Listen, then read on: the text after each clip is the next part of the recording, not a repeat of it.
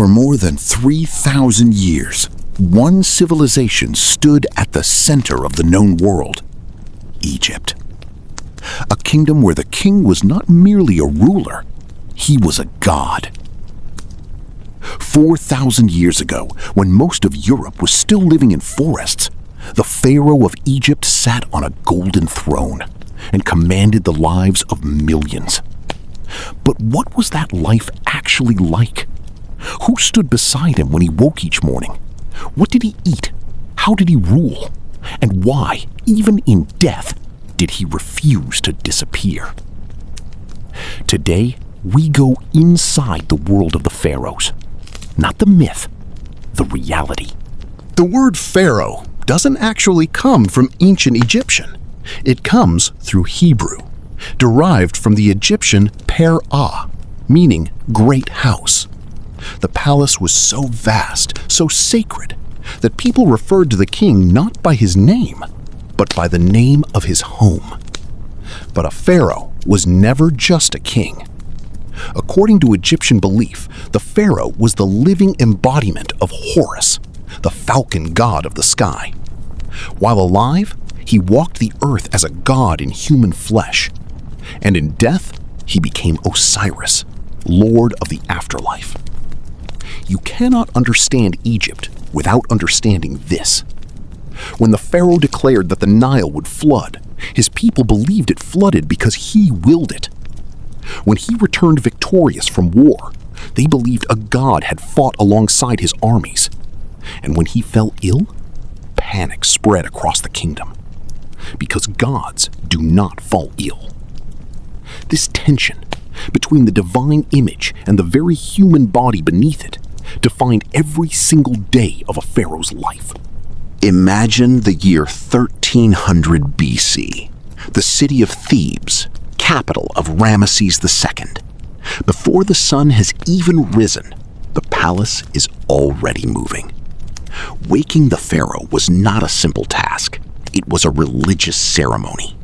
Priests sang hymns to Ra, the sun god, because Ra was reborn every single morning.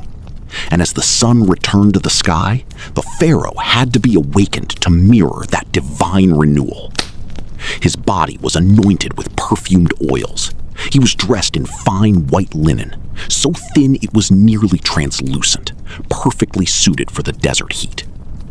Gold jewelry was placed on his wrists, his neck, his fingers. And finally, the double crown was set upon his head. The red crown of Lower Egypt nested inside the white crown of Upper Egypt, together symbolizing a unified kingdom. Then came the morning ritual. Every day, the pharaoh visited the temple. There, Over 3,000 years, more than 100 pharaohs sat on Egypt's throne. But one name rises above all others: Ramesses II. He ruled for 66 years, from 1279 to 1213 BC. For most Egyptians alive during his reign, he was the only pharaoh they had ever known. He outlived 12 of his own sons. He was tall, powerfully built, with red hair, unusual in Egypt and considered a mark of the god Set. His mummy survives to this day, and scientists have confirmed what his court never admitted. He suffered from severe arthritis, painful dental abscesses, and in his final years could barely walk. But in his statues, he is eternally young, eternally powerful, eternally victorious. Because a pharaoh does not age, a god does not weaken. The most famous moment of his reign came in 1274 BC, the Battle of Kadesh, fought against the Hittite Empire in what is now Syria.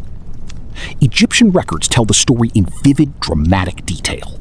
Ramesses, surrounded and outnumbered, charged alone into the enemy ranks and turned the tide of battle through sheer divine fury. Historians tell a different story. The battle was, by most accounts, a strategic draw. Both sides exhausted, both sides bloodied. The result was not a conquest, it was a negotiated peace treaty. The earliest surviving international peace agreement in recorded history. Was Ramesses a genuine military hero, or simply the world's most effective propagandist? The answer most likely, is both. The Pharaoh's table was, by any measure, extraordinary. Every day, the royal kitchens produced bread, roasted meats, fish from the Nile, fresh figs and dates, honey cakes, wine, and beer. Yes, beer. In ancient Egypt, beer was not a luxury. It was a national staple. Workers, scribes, priests, and pharaohs alike drank it daily. The difference was in the quality. The royal brew was filtered, spiced, and served in vessels of faience and gold. But here is the detail that captures something essential about the Egyptian worldview. Every dish prepared for the pharaoh was first presented before the gods as an offering. Only after the gods had symbolically partaken of the meal could the pharaoh eat. He was not eating food. He was eating what the gods had left behind. His clothing was the finest linen Egypt could produce, woven so fine it was nearly transparent, cool against the relentless heat. Gold covered his body, broad collars, bracelets, rings, anklets. Not merely for beauty. Each stone carried a specific divine meaning. Lapis lazuli for the night sky, turquoise for protection, carnelian for vitality. The gold death mask recovered from the tomb of Tutankhamun, a relatively minor pharaoh, weighs nearly 11 kilograms. Solid gold. For Ramesses, whose reign spanned 66 years, the accumulated treasure was beyond calculation. And all of it, every gram, was considered the property. The pharaoh's household was vast. Ramesses II had 8 principal wives, over 100 secondary wives and concubines, and an estimated 90 to 120 children. But there was only one great royal wife, one true queen. For Ramesses, she was Nefertari. He loved her with a devotion unusual enough to leave a permanent record.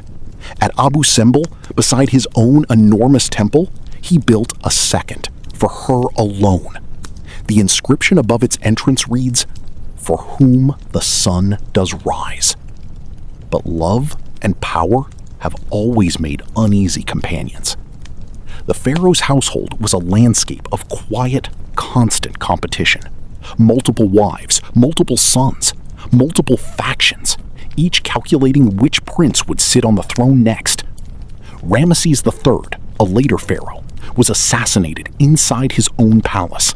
The plot was organized by members of his own harem. His mummy still bears a deep wound across the throat, discovered only when scientists examined it with modern imaging.